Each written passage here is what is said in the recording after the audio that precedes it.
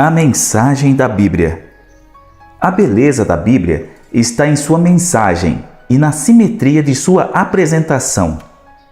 A Bíblia foi elaborada com um plano muito específico. Seus 2 primeiros capítulos, lá em Gênesis capítulo 1 e 2, nos apresentam a imagem do mundo criado por Deus com perfeição. Trata-se de uma realidade na qual não há pecado, sofrimento nem morte. Deus proclamou que Ele era muito bom. Gênesis capítulo 1, versículo 31. Nesse mundo perfeito que Deus criou, no qual Ele disse que era muito bom, o Senhor se comunicava com os seres humanos de maneira direta. O 3º capítulo das Escrituras, lá em Gênesis 3, explica a entrada do pecado, a separação de Deus e a morte. Essa tragédia trouxe incontáveis problemas à história humana, os quais vemos refletidos nos jornais e particularmente nas dificuldades de nossa vida. Na outra extremidade da Bíblia, a história se reverte. O antepenúltimo capítulo, lá em Apocalipse, capítulo 20, narra o fim do pecado. Os 2 últimos capítulos da Bíblia, lá em Apocalipse 21 e 22, nos contam sobre a criação divina de uma nova terra, na qual haverá paz, porque todas as feridas terão sido curadas. A morte já não existirá, não haverá luto, nem pranto, nem dor, porque as primeiras coisas passaram. A Bíblia, portanto, começa e termina com um mundo perfeito. A história de uma guerra. De Gênesis 3 a Apocalipse 20, a Bíblia retrata o grande conflito entre as forças rebeldes do mal e o reino de Deus. Esse conflito é demonstrado desde o início em Gênesis 3, quando a serpente Satanás tentou os seres humanos a pecar contra Deus, e Deus prometeu restauração por meio de um Salvador, que destruiria Satanás e o pecado. O conflito continua ao longo de toda a Bíblia. Ela mostra como Satanás trabalhou para destruir a humanidade e a mensagem divina de salvação. Por isso, a principal história tem sido chamada de o conflito cósmico ou o grande conflito. A Bíblia se concentra na divindade de Deus a este mundo, na pessoa de Jesus Cristo, a fim de prover um meio de salvação para a humanidade. Ela também revela como Satanás trabalhou para destruir Cristo e sua missão. O clímax do conflito ocorreu quando Cristo se permitiu morrer em uma cruz. Naquela ocasião, Satanás demonstrou a realidade de seu profundo ódio e toda a malignidade do pecado. Ele parecia estar vencendo o conflito. Contudo, o momento de sua aparente vitória foi um instante de sua derrota. Na cruz, Deus fez a maior declaração de seu amor pela humanidade pecadora. Nela, Cristo derrotou Satanás de uma vez por todas. O plano divino de salvação se efetivou. A morte de Jesus Cristo possibilitou que Deus resgatasse o ser humano perdido, que havia sido escravizado no pecado por Satanás e estava destinado a morrer eternamente, assim como está escrito lá em Romanos capítulo 6, no versículo 23. Porque o salário do pecado é a morte, mas o dom gratuito de Deus é a vida eterna em Cristo Jesus, nosso Senhor. As boas novas do plano de Deus. Embora a cruz seja o clímax da história da Bíblia, a palavra de Deus também tem muito a dizer sobre o plano divino de salvação, antes e depois da cruz. De Gênesis 4, em que um irmão matou o outro, até Apocalipse 19, que traz Cristo vindo das nuvens do céu para dar fim ao pecado, lemos sobre um Deus que com calma e constância faz de tudo para ajudar a humanidade com a mensagem da salvação. A Bíblia nos conta que ele fez isso com a ajuda de patriarcas, de profetas, de reis, da vida de Cristo e de seus apóstolos. No entanto, a boa nova das Escrituras é que Deus, mediante a vida e a morte e a ressurreição de Jesus Cristo, já é vitorioso no conflito e restaurará todas as coisas para que sejam conforme havia planejado desde o princípio. É isso que a segunda vinda de Cristo fará. Esse é o Evangelho ou as boas novas, pois o Evangelho se refere àquilo que Cristo já fez e ainda fará. O apóstolo Paulo definiu o Evangelho de maneira simples, como a morte e a ressurreição de Cristo em nosso lugar. Todavia, a Bíblia também nos leva a olhar para frente, rumo ao fim da história, para a bendita esperança e a manifestação da glória do nosso grande Deus e Salvador, Jesus Cristo. Em sua segunda vinda, ele resgatará seu povo e o levará para seu reino eterno, dará fim ao pecado e criará uma nova terra. Essas boas novas são ainda muito melhores quando as contrastamos com as má notícias da vida humana dos dias de hoje. Por toda parte vemos guerras, violência, doenças, desastres causados pelo homem e pela natureza.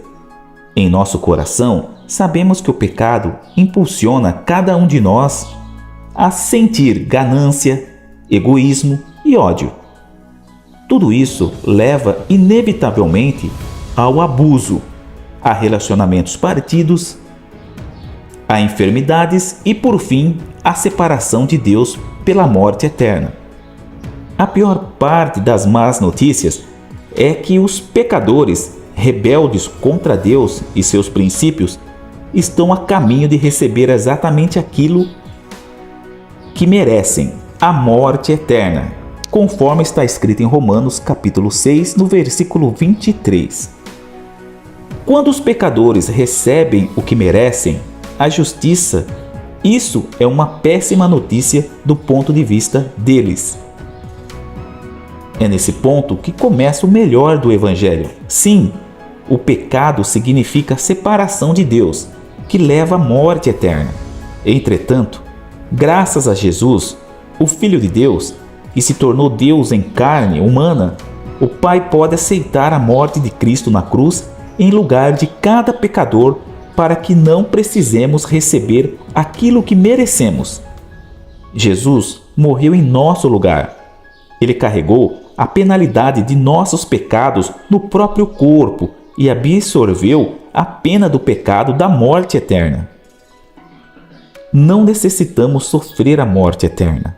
Em vez disso, Cristo tornou possível que tivéssemos vida eterna num relacionamento restaurado com Ele. O preço de tudo isso é outra parte surpreendente do Evangelho. É de graça. Deus oferece salvação do pecado e da pena da morte a todo ser humano. Esse presente é o que a Bíblia define como graça. Porque pela graça sois salvos mediante a fé, e isto não vem de vós, é dom de Deus. Está escrito lá em Efésios, capítulo 2, no verso 8. O Evangelho transforma vidas. E como recebemos esse presente? A Bíblia ensina que o aceitamos pela fé, uma habilidade dada por Deus que possibilita a cada um de nós crer plenamente naquilo que o Senhor prometeu. Quando aceitamos a graça de Deus por meio da fé, somos considerados justos, justificados a seus olhos. Seremos considerados justos diante de Deus enquanto continuarmos a aceitar pela fé sua graça para perdoar nossos pecados e nos salvar do resultado final do pecado, a morte eterna. Ao aceitar o presente de Deus, os cristãos são libertos da escravidão ao exército de Satanás no conflito cósmico e passam para o lado de Cristo. A Bíblia chama essa mudança de lealdade de conversão. Na conversão, Deus transforma o cristão em uma nova criatura, assim como está escrito em 2 Coríntios, capítulo 5, no versículo 17. Em harmonia com seus ideais e princípios do reino, o processo inteiro é denominado novo nascimento, em João capítulo 3, sendo realizado pelo poder do Espírito Santo. No momento da conversão a Cristo, as pessoas, além de receber novo coração, novamente, e novas atitudes, adotam uma nova orientação no mundo real de sua vida diária. Na Bíblia, esse novo estilo de vida é chamado de caminhar com Deus. Ao passo que antes as pessoas eram escravas de Satanás, passam a andar livremente nos caminhos de Jesus. Aprendem a viver pelos princípios da lei divina do amor, que foi escrita no coração delas por ocasião do novo nascimento. Essa nova caminhada significa ter uma vida de compromisso com Deus, uma vida santificada, na qual as pessoas crescem no amor divino, um processo constante de se tornar cada vez mais parecido com Ele em caráter. Escolhem, pelo poder do Espírito Santo, seguir o modelo de Cristo de amar a Deus de todo o coração e ao próximo como a si mesmas. Fazem isso ao adotar a missão de ajudar, curar, ensinar, restaurar e livrar os oprimidos por Satanás. Muitas outras coisas acontecem no momento da conversão. O convertido é, por exemplo, adotado na família de Deus e recebe a certeza da salvação. A lista prossegue. Você terá o privilégio de acrescentar outros elementos à sua lista pessoal à medida que for lendo a Bíblia. Portanto, os novos cristãos nasceram de novo e têm o desejo de andar nos caminhos de Deus. Na vida diária, porém, descobrem que as coisas nem sempre ocorrem da maneira que gostariam. Há dias em que perdem o foco em Jesus. Rebelam-se contra os caminhos de Deus e voltam para a velha forma pecaminosa de pensar e tratar os outros. O cristão convertido sente tristeza por essas ações e talvez pense que tudo está perdido. Todavia, não é assim. Deus conhece nossas fraquezas e problemas. Ele tomou providências para nossas ações e atitudes nada cristãs. Vinde a mim, aconselhou Jesus a seus primeiros seguidores. Se confessarmos os nossos pecados, Ele é fiel e justo para nos perdoar os pecados e nos purificar de toda injustiça. Felizmente, os cristãos se encontram entregues às mãos de um Deus cheio de graça. O Evangelho e o futuro. As boas novas da vida cristã na Terra dão confiança para tempos desafiadores no futuro. Sempre na lembrança de que Cristo já venceu o conflito contra o mal na cruz. Os cristãos compreendem, pela profecia, que Satanás fará o último e amargo esforço para vencer o conflito cósmico ao tentar enganar o mundo inteiro, a segui-lo até sua inevitável ruína. O livro de Apocalipse mostra como Deus sempre teve e terá um povo fiel que segue a Cristo aonde quer que ele vá e guarda seus mandamentos em qualquer situação. Pouco antes da segunda vinda de Jesus, esse povo permanecerá fiel aos mandamentos de Deus e à fé em Jesus, a despeito do quase irresistível engano espalhado por todo o mundo e da enorme perseguição por parte de Satanás. Essas pessoas unidas aos seguidores de Deus que viveram e morreram ao longo da história encontrarão seu Senhor na segunda vinda de Cristo, nas nuvens do céu. Ele resgatará seu povo deste mundo pecaminoso e terminará sua restauração e cura. Nessa ocasião, revestirá seus seguidores de imortalidade e lhes dará um novo corpo, de acordo com a nova mente que terão.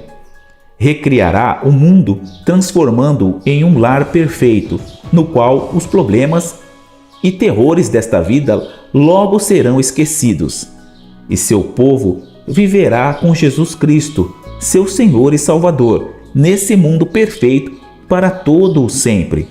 Essa é a mensagem da Bíblia. Gostou desse vídeo? Gostou desse breve relato da mensagem da Bíblia? Então deixe seu like, compartilha esse vídeo com alguém que também quer aprender mais sobre os versículos da Bíblia e não se esqueça de se inscrever aqui no nosso canal para não perder os nossos conteúdos. Que Deus abençoe muito você e toda a sua família, em nome de Jesus. Amém.